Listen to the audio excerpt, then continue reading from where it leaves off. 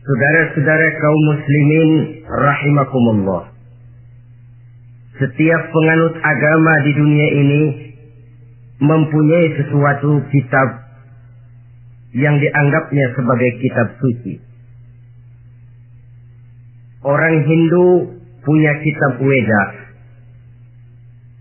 Orang Buddha punya kitab Tripitaka. Yahudi mempunyai Taurat. Nasrani mempunyai Injil.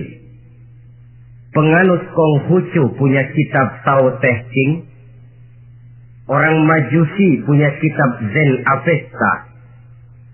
Orang kebatinan punya kitab Serat Centani, Hidayat Jati, Darmo Gandul, atau Gatoloco.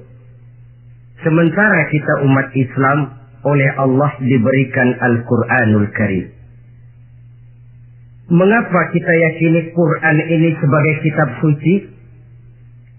Pertama, ia bebas dari intervensi dan investasi manusiawi. Ia sepenuhnya, baik isi maupun redaksi, adalah produk dari Allah Subhanahu wa Ta'ala. Kita yakini Quran kitab suci karena sampai hari ini belum ada seorang pun yang sanggup membuat seperti itu. Suatu kitab hanya dinamakan suci kalau dia bersih dari investasi dan intervensi manusia. Al-Quran ini sejak turunnya 14 abad yang lalu telah menantang. Wa in kuntum fi raibin mimma nazzalna ala abdina fa'tu bi suratin min misli. Apabila kamu ragu-ragu terhadap kebenaran Quran yang kami turunkan kepada hamba kami Muhammad, atau kamu menyangka Quran itu cuma bikinan Muhammad saja, cobalah kamu buat satu surah saja semacam Al-Quran. Apabila kamu tidak mampu melakukannya seorang diri, wada'u syuhada'akum, ajak seluruh teman-temanmu. Sejak tantangan ini turun 14 abad yang lalu, sampai hari ini, tidak seorang pun yang sanggup membuat satu surah saja semacam Al-Quranul Karim. Barangkali belum pernah ada yang coba-coba. Sudah. Di antaranya apa yang dilakukan oleh Musailamah Al-Kadzab. Dia mencoba membuat satu surah semacam Al-Quran yang kalimatnya sudah berbentuk bait-bait syair, tapi isinya jauh panggang daripada api. Yang kedua, kita yakini Quran sebagai kitab suci karena isi dan ajarannya sesuai dengan fitrah manusia. Suatu kitab dinamakan suci kalau ajarannya sejalan dengan fitrah manusia. Misalnya, manusia secara fitrah, kalau dia laki-laki, normal nafsu kepada perempuan, itu fitrah. Perempuan suka kepada laki-laki, itu fitrah. Kalau ada kitab suci, tapi melarang manusia untuk kawin, kesuciannya perlu diselidiki. Quran, kitab suci, sejalan dengan fitrah manusia, maka ia menganjurkan manusia yang mampu untuk melangsungkan perkawinan. Contoh lain, secara fitrah manusia perlu makan. Kalau ada kitab suci yang melarang manusia puasa saja siang malam terus menerus, itu kan sama juga nyuruh orang mati. Quran sesuai dengan fitrah manusia, maka dalam Islam puasa wisol, puasa ngableng apa itu istilahnya, puasa nyambung dari pagi sampai sore sampai malam sampai pagi lagi puasa terus, bukan saja tidak boleh, malah haram hukumnya. Kenapa? Itu bertentangan dengan fitrah manusia. Yang ketiga, kita yakini Quran sebagai kitab suci karena isinya tidak kontroversil. Isinya tidak saling bertentangan satu sama lain. Di ayat manapun Quran mengajarkan Allah itu Esa. Satu kali dia berkata haram, dia akan tetap berkata haram. Isinya tidak kontroversil. Sebab kalau ada kitab suci, di satu pihak mengajarkan Tuhan Esa, di lain ayat mengajarkan Tuhan 3, di lain ayat lagi mengajarkan Tuhan 4, kitab kacau namanya. Bagaimana suatu kitab bernama suci kalau isinya kontroversial satu dengan lainnya? Dari 3 kriteria inilah kita yakini Quran sebagai kitab suci. Masalah yang akan kita bicarakan pada pertemuan kita kali ini, bagaimana sikap kita terhadap Al-Quranul Karim sebagai kitab suci. Berangkat dari sebuah hadis di mana Rasulullah Shallallahu Alaihi Wasallam pernah memberikan tawaran. Beliau bersabda, "Man ja'ala al-Qur'ana amamahu qadahu ila al-jannah, wa man ja'ala al-Qur'ana khalfahu saqahu ila an-nar." Siapa yang menjadikan Quran sebagai imam, maka Quran akan membimbing dia ke dalam surga. Tetapi siapa yang menjadikan Quran sebagai makmum, maka Quran akan mendorong dia ke dalam neraka. Pilihan terserah kita. Siapa yang menjadikan Quran sebagai imam, ditempatkannya Al-Quran di depan, dia ikuti petunjuk dan ajaran Al-Quran, maka Quran akan membimbing dia ke surga. Surga dunia, lebih-lebih lagi surga akhirat. Tetapi sebaliknya, siapa yang menempatkan Quran di belakangnya, dia belakangi Al-Quran, dia belakangi perintah dan ajaran-ajaran Al-Quran, dia perturutkan hawa nafsunya dalam kehidupan ini, maka Quran akan mendorong dia ke dalam neraka. Ya, neraka dunia, lebih-lebih lagi neraka akhirat. Pilihan terserah kita. Saya mau tanya, kira-kira Quran dalam hidup kita jadi imam apa jadi makmum? Imam apa makmum? Kalau Quran jadi imam, artinya kita umat Islam jadi makmum. Resiko dan logika tentu. Makmum harus ngikuti imam. Imam takbir, makmum takbir. Imam ruku, makmum ruku.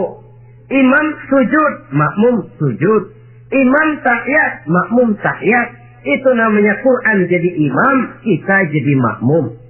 Artinya dalam terjemahannya pada kehidupan, kalau merah kata Quran, merah kita kata. Hijau kata Quran, hijau kita bilang. Ke barat kata Quran, ke barat kita pergi. Ke timur kata Quran, ke timur kita berangkat.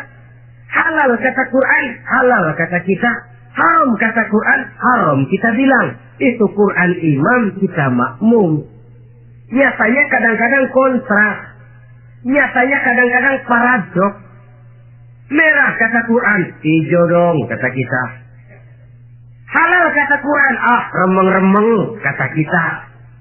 Ke barat kata Quran, ke timur kita pergi. Dalam praktek kita mau jadi makmum, Quran kita suruh jadi imam. Kita sesuaikan Quran dengan selera kita. Mana-mana ayat yang menguntungkan, mana ayat yang sesuai dengan mau kita, itu yang kita baca kuat-kuat. Itu yang kita canangkan ke tengah masyarakat ramai. Tapi manakala Quran itu bertentangan dengan nafsu kita, bertentangan dengan gaya dan kepribadian kita umpetin itu Quran. Kalau kita cuma umpetin lumayan, kadang-kadang kita tuduh Quran ketinggalan zaman. Kita anggap Quran tidak relevan lagi dengan situasi dan kondisi. Kalau sudah begitu, sudah menyeberang terlalu jauh namanya. Saudara-saudara kaum muslimin rahimakumullah. Inilah makna hadis Nabi yang diriwayatkan dari Imam Ali bin Abi Thalib, bersabda Rasul, "Man qara'al Qur'ana fastazharahu wa ahalla halalahu wa harrama haramahu adkhalahul jannah." Barang siapa yang membaca Al-Quran lalu memperhatikannya, kemudian menghalalkan yang halal dan mengharamkan yang haram, maka Allah akan memasukkan orang itu ke dalam surga. Ya surga dunia, ya surga akhirat. Apabila kita renungi hadis ini, maka untuk berimam kepada Al-Quran ada 3 jalan utama yang harus kita laksanakan. Pertama, dari kalimat man qara'al Qur'an, barang siapa yang membaca Al-Quran. Ini artinya siapa yang ingin menjadikan Quran sebagai imam di dalam kehidupan, Jalan pertama yang harus ditempuhnya menanamkan kegemaran membaca Al-Quranul Karim. Al-Quran gharibun fima baina qaumin la yaqra'una. Quran akan jadi asing, Quran akan jadi aneh kalau terletak di tengah rumah orang Islam yang tidak suka membaca Al-Quranul Karim. Jadi langkah pertama, tanamkan kegemaran membaca Al-Quran. Saya tidak menyalahkan kalau remaja kita gandrung kepada Stevie Wonder. Baik kalau mereka senang kepada suara emasnya Michael Jackson atau suaranya Madonna. Tapi kalau sampai harus mengalahkan kecintaan mereka kepada membaca Al-Quran, ini ironi. Sebagai orang tua, kalau anak-anak kita buta huruf Latin, katanya menghambat pembangunan. Bahkan pemerintah saja menggalakkan bebas 3B itu. Buta aksara diantaranya. Supaya rakyat bisa membaca huruf Latin. Kalau anak-anak kita buta huruf Latin, katanya menghambat pembangunan. Bagaimana kalau anak-anak kita buta huruf Quran?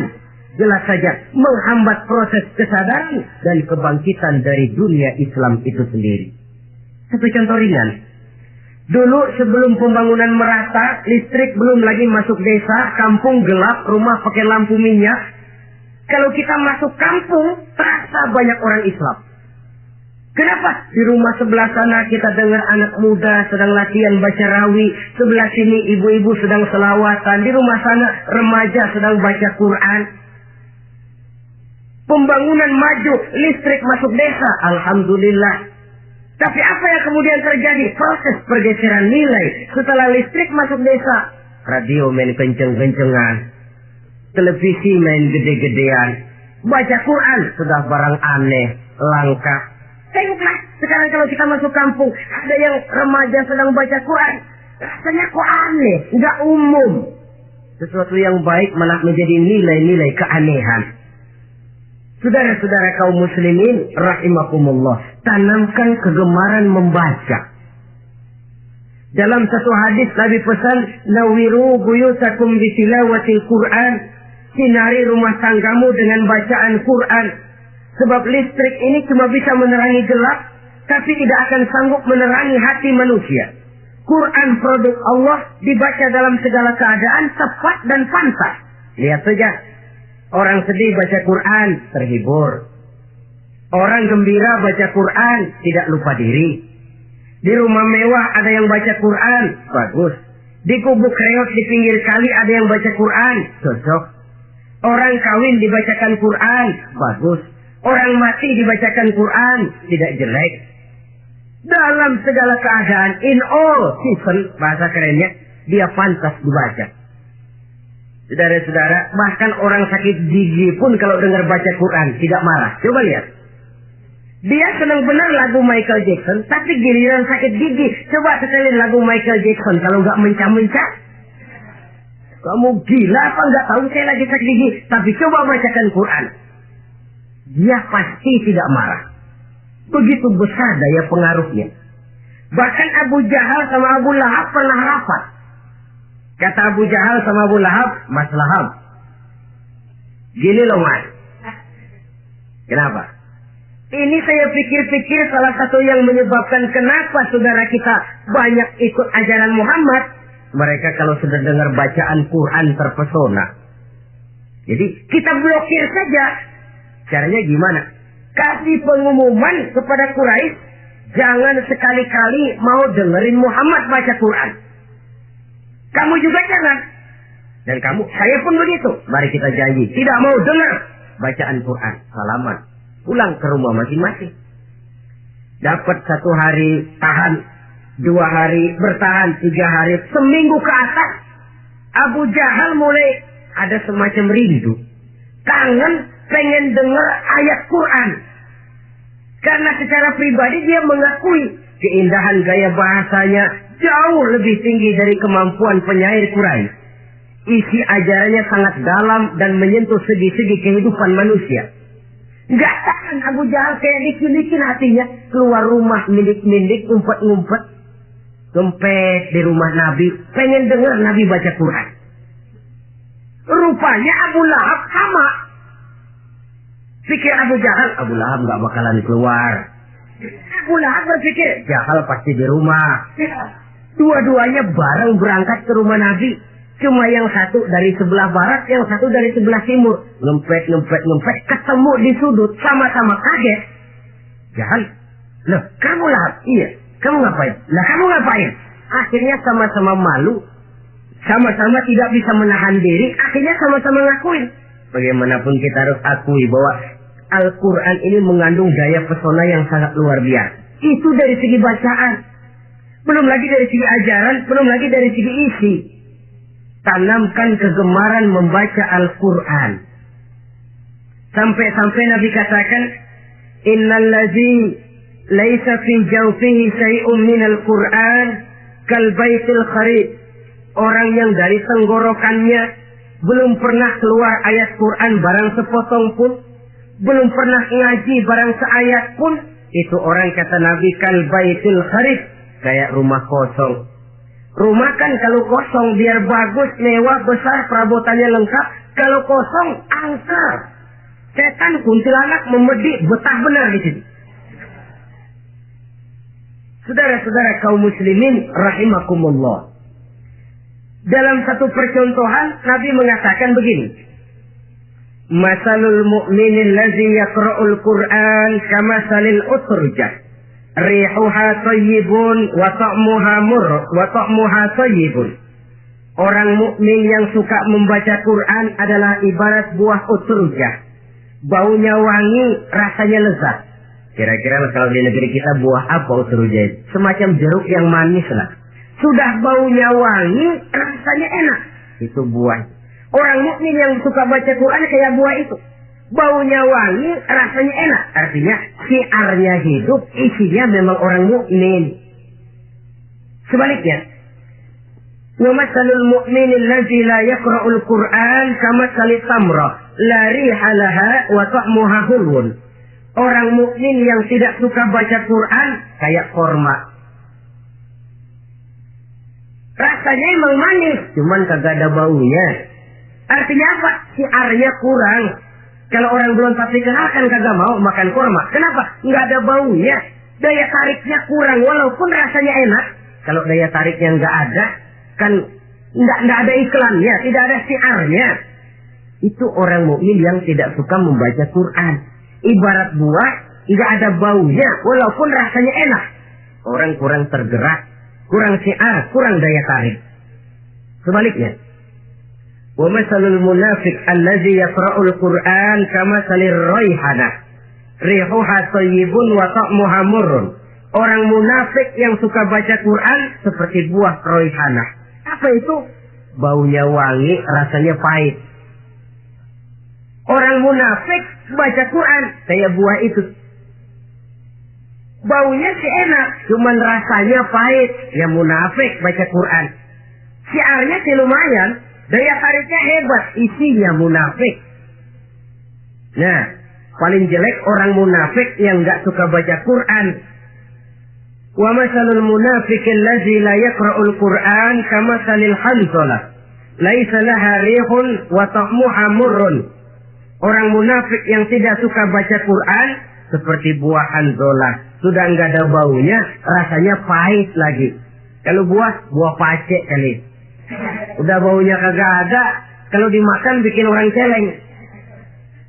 Saudara-saudara kaum muslimin rahimakumullah, tanamkan kegemaran membaca Al-Quran.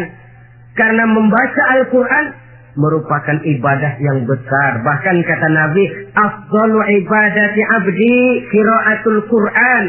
Nilai ibadah yang paling baik dari hambaku adalah ibadah membaca Al-Quran. Dalam sholat pahalanya lebih besar di luar sholat daripada di luar sholat. Dengan wudu pahalanya lebih besar daripada tanpa wudu. Mengerti pahalanya lebih besar daripada tidak mengerti. Tapi tidak mengerti pun jangankan membaca, mendengar saja orang baca Quran dengan baik sudah didoakan untuk mendapat rahmat. Berpahala mendengar bacaan Al-Quran walaupun tidak mengerti. Apalagi membaca sendiri, apalagi mengerti apa yang kita baca, tentu pahala itu akan jauh lebih besar. Ini yang pertama, tanamkan kegemaran membaca Al-Quranul Karim. Yang kedua, dalam hadis tadi, fastazharuhu. Man qara'al Qur'ana fastazharuhu. Siapa yang membaca Al-Quran kemudian memperhatikannya. Jadi kalau kita mau berimam kepada Al-Quran, setelah menanamkan kegemaran membaca, yang kedua, perhatikan. Pahami isinya. Jangan seperti monyet pakai mahkota, ketawa girang, cengengesan, tapi dia tidak tahu arti kebesaran mahkota yang disandangnya. Bangga dengan Al-Quran, tapi apa kandungannya kita tidak mengerti. Untuk memahami Al-Quran ini, caranya bagaimana? Tentu mudah saja. Seperti contoh, kalau kita ingin mengerti caranya bikin tahu, jangan bertanya kepada montir mobil. Montir mobil ahli betul urusan mesin. Tapi kalau urusan tahu, tanya dong tukang tahu. Untuk mengerti rahasia dan seluk-beluk Al-Quran, kita harus bertanya kepada orang yang memahami seluk-beluk Al-Quran. Para ulama, para kiai, para ustaz. Yang kita tahu kualitas keilmuannya, kita yakini loyalitas dan integritasnya kepada Islam ini. Kenapa? Ayat-ayat Quran itu elastis. Dia dibawa kemana saja mau. Ditafsirkan menurut kemauan orang bisa. Paling celaka kalau yang belajar tidak punya dasar, yang mengajar punya maksud lain. Sesat dan menyesatkan. Yang ngajar punya nafsu ambisi. Yang belajar tikus budak. Yang memang tidak punya dasar apa-apa. Sekali belajar langsung tafsir. Cara wudhu yang baik saja belum ngerti. Cara rukuk dan sujud yang baik saja belum bisa. Yang membatalkan sholat apa tidak bisa, tidak ngerti. Sekali langsung. Enggak, supaya kita langsung saja belajar langsung Al-Quranul Karim. Tidak jelek. Cuma akan lebih baik kalau sebelumnya ada unsur penunjang dari nilai-nilai keilmuan dalam Islam ini. Disinilah perlunya menghidupkan majelis-majelis taklim. Sebab kalau Al-Quran hanya dipahami dan dikutak-kutik menurut maunya rasio saja, kekuatan rasio terbatas. Saya akan khawatir nantinya akan timbul pendapat-pendapat di mana Al-Quran disesuaikan dengan otak. Bukan otak ngikuti Quran, tapi Quran disuruh ngikuti otak. Contoh yang dekat saja. Kalau saudara ngukur kayu pakai meteran, itu kira-kira meteran ikut kayu, apa kayu ikut meteran? Ayo, kira-kira kayu ikut meteran, apa meteran ikut kayu? Meteran ikut kayu. Bagus. Kalau meteran ikut kayu, artinya nggak ada meteran benar di dunia ini.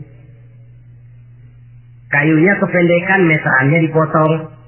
Dan begitu loh, meteran ikut kayu namanya. Bukan meteran ikut kayu, tapi kayu yang harus ikut meteran. Otak harus ikut wahyu. Jangan wahyu disuruh ikut otak. Manusia ikut Quran, jangan Quran disuruh ikut manusia. Dan kaum orientalis, ya, orang barat di luar Islam yang mendalami, mempelajari Islam dengan tujuan mencari kelemahan Islam untuk menghantam umat Islam. Itu sengaja mencari ayat-ayat yang mereka kumpulkan untuk menghantam umat Islam. Supaya mereka meragukan Qur'annya untuk kemudian pada suatu saat meninggalkan Qur'an sama sekali. Timbullah pendapat ada ayat Quran yang sudah tidak sesuai lagi katanya dengan situasi dan kondisi. Seolah-olah otak manusia sudah jauh lebih pintar daripada Al-Quranul Karim. Saudara-saudara kaum muslimin rahimakumullah. Inilah yang kita berlindung dari Allah. Sebab secara demikian dengan kata lain kita secara tidak sadar sudah mengurangi kemahamutlakan dan kesempurnaan dari Allah Subhanahu wa taala. Untuk memahami Al-Quran, maka kita harus bertanya kepada ahlinya, mengaji, menghidupkan majelis-majelis taklim. Jangan sampai Al-Quran menjadi awam di tengah masyarakat Islam sendiri. Ini jalan yang kedua, memahami isinya. Sehingga dengan demikian, manakala Al-Quran dibacakan orang, pemikiran kita tidak lagi terpusat kepada kemerduan suara orang yang membaca, tapi tertuju kepada isi yang dikandungnya. Sehingga dalam kondisi semacam itu, boleh jadi tiap kali dibacakan Al-Quran, nilai iman makin tambah. Kita dengar orang baca, Alam taro kaifa fa'ala rabbuka bi ashabil fil. Terbayang oleh kita bagaimana Raja Abrahat dengan pasukannya mau menghancurkan Ka'bah. Bagi Allah cukup menurunkan burung ababil, hancur lebur Abrahat, raja besar dengan seluruh pasukan gajahnya, berantakan dibuatnya cuma dengan burung ababil. Allah Maha Besar, Allah Maha Kuasa. Tambah iman. Kalau tidak, ya seperti yang banyak terjadi. Quran menceritakan azab, kita malah kesenangan. Walakum azabun alim. Kamu akan mendapat azab yang pedih. Kita teriak di pojokan, toyib, toyib. Allah, alhamdulillah. Digambarkan azab malah baik-baik. Bahwa kita suka, kita gemar kepada bacaan Quran dengan suara yang merdu, alhamdulillah. Akan lebih baik lagi kalau kita mengerti apa yang dibacanya. Sebab perintah membaca tersirat makna perintah untuk memahami. Perintah memahami tersirat makna untuk mengamalkan. Dengan kata lain, kita hanya bisa mengamalkan Quran dengan baik kalau kita mengerti isinya. Kita hanya bisa mengerti isinya kalau kita rajin membacanya.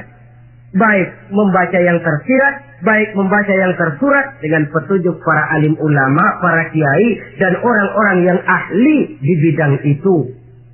Saudara-saudara kaum muslimin rahimakumullah. Inilah jalan kedua. Upayakan memahami isinya. Hidupkan kajian-kajian agama. Hidupkan majelis-majelis taklim. Jangan sampai Al-Quran asing di hati kita sendiri. Jangan sampai kita awam terhadap makna kandungan dan ajaran Al-Quran. Sementara kita yakini bahwa dialah yang akan bisa membimbing kita menuju kebahagiaan sejak dari dunia sampai ke akhirat nanti. Jalan ketiga untuk berimam kepada Al-Quran, telah menanamkan kegemaran membaca, lalu berupaya memahami isinya. Yang ketiga adalah mengamalkannya dalam kehidupan sesuai dengan kemampuan yang kita miliki. Quran tidak akan membawa berkah kalau ajaran yang terkandung di dalamnya kita baca, tapi kemudian kita injak-injak dalam praktek kehidupan.